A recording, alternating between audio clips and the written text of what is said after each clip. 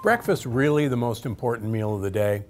The truth is, it depends. In my opinion, breakfast is probably the least important of the day. The purpose of breakfast is breaking fast. That's what it stands for. There's many cultures that don't eat breakfast. Our ancestors never ate breakfast because there wasn't any way to store food. There wasn't any refrigerators. So we had to find breakfast. We've been told that starchy breakfasts like cornflakes or cereals are great for us. In fact, this is a myth that was started as a way of getting Americans to eat grain products. The problem with dry cereals or French toast or pancakes is that these are pure sugars and they spike your blood sugar. And then you're hungry and you're feeling weak at 9, 10 o'clock in the morning and you're going to eat something else. So let me tell you the right way to eat breakfast. Breakfast should be a way of delivering healthy fats into you and healthy greens into you. Now everybody says, but Dr. Gundry, I'm not going to eat a salad for breakfast. So that's why I developed my green egg sausage muffin recipe. It's featured in my new book, The Plant Paradox, which is available now. It's everywhere books are sold. And I want to cook it for you today to show you just how easy it is to make a healthy breakfast, even on the busiest mornings. To make 12 muffins, you're going to need a pound of Dietzel Farms turkey or Italian sausage or turkey chorizo. I personally use a fantastic vegetarian product from Quorn that's called Grounds. Grounds is exactly like ground turkey or ground beef. You won't be able to tell the difference. This is made out of the roots of mushrooms and a few little bits of egg white, and quite honestly, it's my go-to choice. Now, I've already browned that pound of turkey Italian sausage, and I'll show you what we're going to do with that in a minute. So, what you want to do is heat the oven to 350 degrees while you're lining all this up. And then put some muffin cups in a standard 12-cup muffin tin. Now, you take your bag of spinach, and while the sausage is cooking, you cut a hole in the bag, and that'll let air out, and place it in the microwave on high for 3 minutes. Once you do that, you're going to cut a tiny edge out of the side of the spinach, the tip, and you're going to squeeze as much water out of this spinach as possible. The more water you get out, the better it's going to be. Okay, now we're going to start putting all of these ingredients in a Vitamix or a Blendtec. Throw that in there. We're going to put the eggs in there. Ooh, these are good omega-3 eggs. So we're going to put 5 eggs in there. Don't be afraid of all the eggs. They're really one of the keys to making this an enjoyable muffin. And please don't throw the yolks away. The yolks are the most important part of the egg. Okay, we're going to add the rest of the olive oil and all the rest of our ingredients. The salt, the Italian seasoning, the minced onion,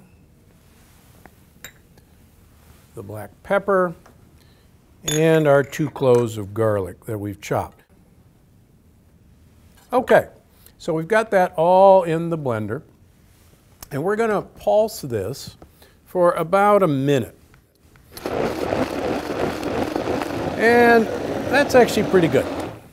Okay, now once we have all that mixed around, we're going to transfer that into a bowl. And then we're going to stir in the sausage or the Quorn Grounds. Okay, and then we're just going to mix that together. And we're just going to fill these muffin cups almost to the top. And so once we've got all this filled, we're going to put that in the oven and we're going to bake it for about 30 to 35 minutes until the tops start to brown.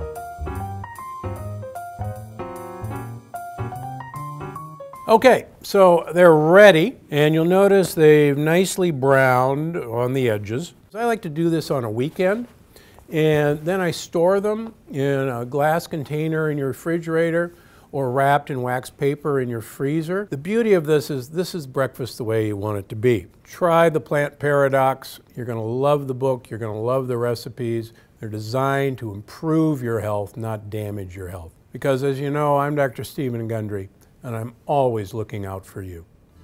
Chef Pennington here. Today we're going to make really crispy zucchini chips the real way. There's a lot of misinformation on the internet, and today we're going to do a couple of different tests, and we're going to put all that behind us. We're going to do it the correct way.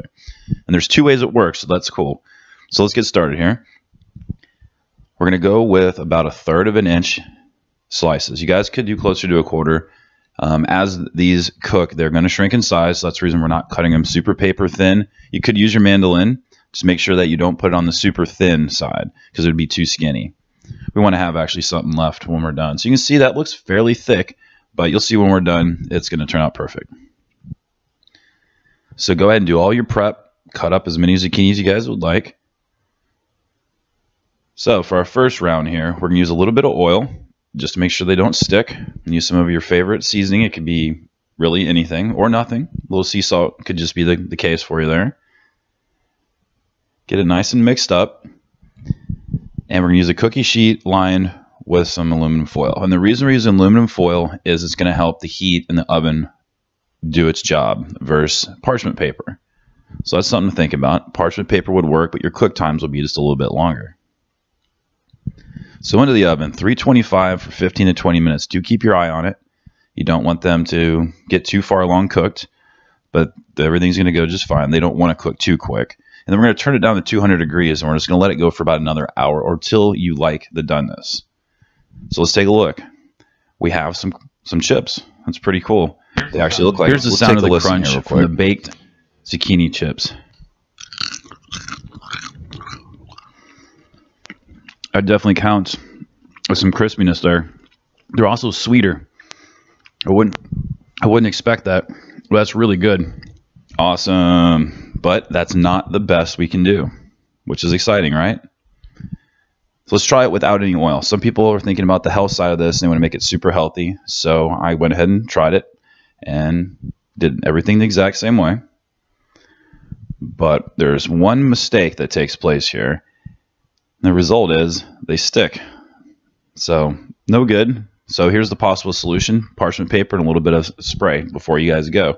And you can use less oil that way. So that's cool. So let's try dehydrated. Let's see what that does. That makes a lot of sense to me, to dehydrate them. So we went for 24 hours on the vegetable setting, which is 125 degrees. You guys can see right there.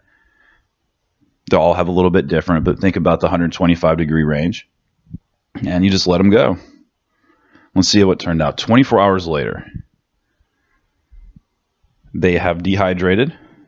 And they actually are already crispy. You can take them and they will break in half, which is really cool. But let's take it to the next level. Let's make them really crispy. Let's fry them. So normal fry temperature, 350. So let's see what happens. It didn't work. It burnt. So too hot. Let's lower the temperature. Start over. 225. They want to sink and then they start popping up on you like that, which is pretty cool. All that little popping inside of the fry right there is actually a little bit of extra moisture that's left and it's coming out. So it takes about 2 to 3 minutes and they're actually quite good. Drain the oil, paper towel and all that. You can hit it with a little bit of salt and you've got amazing chips, guys. They're really crunchy, as you guys can hear. So that is the way to make actual stuff. So our winner is the baked with oil and dehydrated.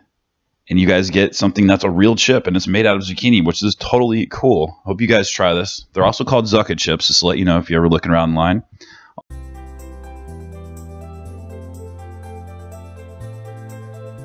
Hi, I'm Elise. And I'm Camille. We are from Six Sisters Stuff, and today we are making our cowboy caviar.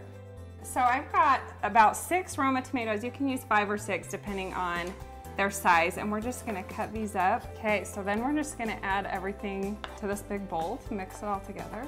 We've just got a can of black beans that are rinsed and drained.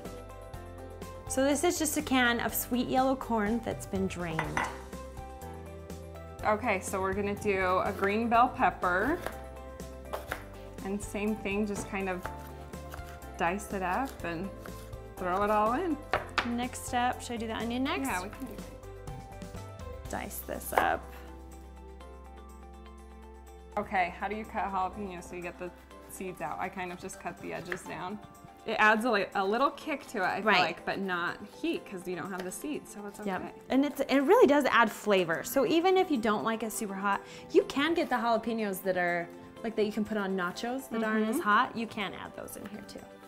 Just a couple tablespoons will be enough that you can taste it, Totally. but not. It's not Be too overpowering. strong. Yep. Okay, so the next thing I'm gonna do is an avocado. I just take my knife, cut it one way and then turn it, cut it the other way, and then I just scoop it out with a spoon. Okay, so there's that. Okay. We just gotta add cilantro. So it's about like a 1/4 cup, just chopped up roughly. You could throw in the whole leaves though, whatever you want. Okay, so here's the secret ingredient to this Italian dressing. So I have about 3/4 cup. You can use more or less. And then I am gonna add a 1/2 teaspoon of garlic powder. And then it just needs to be mixed together.